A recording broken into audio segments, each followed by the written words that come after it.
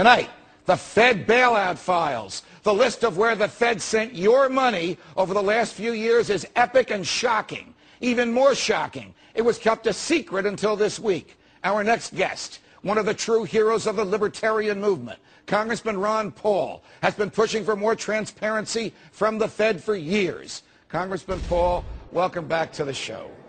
You have been calling for transparency from the Fed for many, many years. You were ridiculed, you were criticized, you were even marginalized. Now you're proved correct. What happened in the past week that made your prophecy, your prediction about what the Fed was probably doing, apparent to everybody?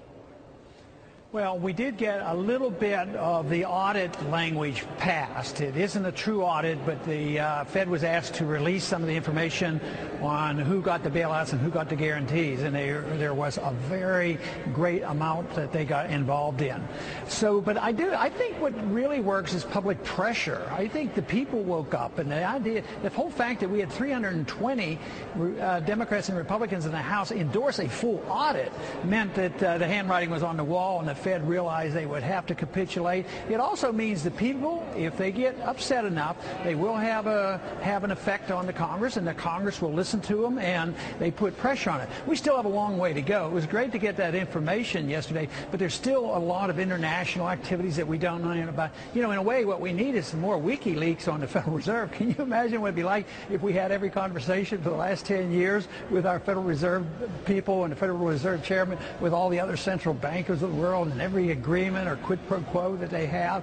I mean, it would be massive. The people would be so outraged. But I think the people are going to be more outraged already on what they're seeing, because it hurts the people. At the same time, it helps the special interests. All right, when the Federal Reserve gives money to the Central Bank of South Korea, or to the Bank of London, or to Societe Generale in Paris, or to a bank in Germany, does it actually give cash, or does it sort of use funny money just by adding zeros to an account somewhere in a ledger sheet? Yes, and we still use the terminology printing money, but there's not much printing of money that's going on.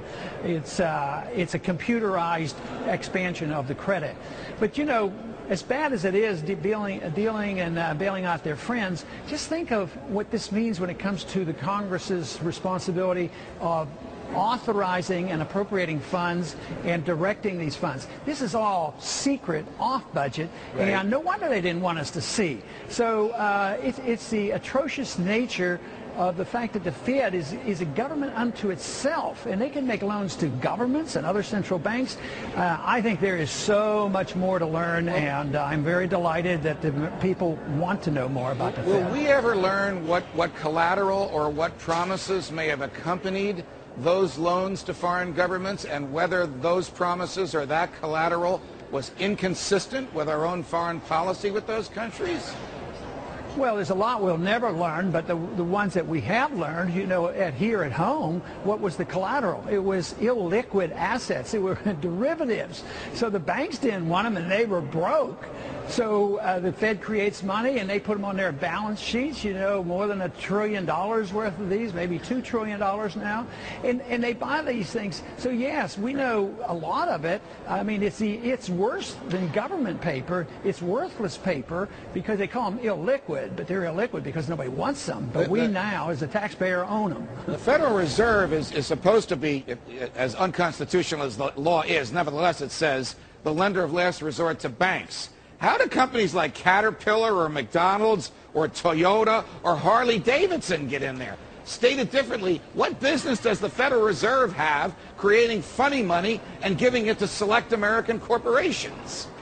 Well, they shouldn't have any, but Congress has given them authority under the Federal Reserve Act and their amendments. They have the authority to directly bail out corporations. But it's immoral, it's wrong, it's bad economics, it's unconstitutional. And I don't think many congressmen realize that the power that they had, and most people in the country don't realize it. And I'm afraid it's going to take a bond bubble collapse, and which means the destruction of the dollar, for people to realize and wake up and say, you know, this whole system was just crazy. It's absolutely crazy. It's built on counterfeit money. We only have about 30 seconds. You called for a WikiLeaks for the Federal Reserve. Something tells me that you differ with your colleagues who who are calling for the prosecution of the WikiLeakers and agree with me and most of our viewers that it's a good thing for us to learn what the government is up to. Well, in a free society, we're supposed to know the truth. In a society where truth becomes treason, then we're in big trouble. And now people who are revealing the truth are getting into trouble for it.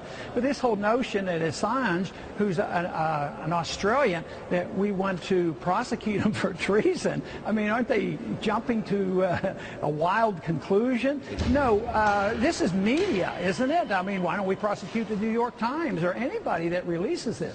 I think Bradley Manley, you know, probably could say he's committed, civil disobedience. But do we think of Daniel Ellsberg as being an enemy of the people? He was a friend of truth. I know still there's probably plenty that still don't like him, but isn't he the one that really gave us the concrete proof that Vietnam was based on a lie? And most people should know that Iraq and Afghanistan is all based on a lie too. And the Supreme Court said that he was authorized under the First Amendment to do so. Congressman Paul, thanks for joining us.